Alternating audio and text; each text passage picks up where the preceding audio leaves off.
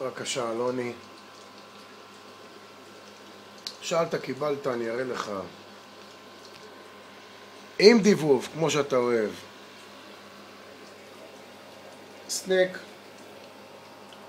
תראה סנק, תראה את הפס שחותך את העין והפס שבזנב.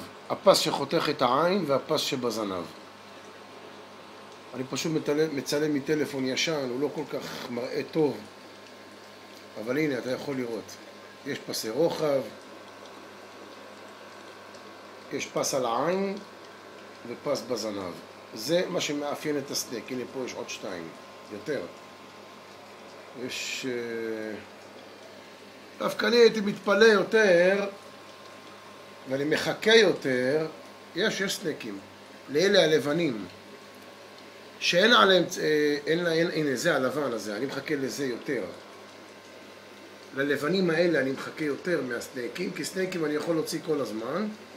אני מחפש יותר את הווייטים, הפיג'נים הלבנים. אני רוצה לעשות פיג'ן לבן, תסתכל. אני מת על הדג הזה. הנה, גם זה סנק, אתה רואה? הם דגים יפים, לא רואים בכלל. חבל שהיא אכלה, 30 דגיגים לפחות היא אכלה מפה, אתה רואה? חבל, אבל לא משנה. זה בכללי, זה הלהקה שנשארה. הם בני חודש הגיעו כבר משהו כמו הגדולים ביניהם, 2.25, 2.5 סנטימטר. אתה מבין? מתים מרעב, רוצים לאכול, כל היום רוצים לאכול. לא, אלה לא שייכים. מתים מרעב, תראה. תראה איזה יפים.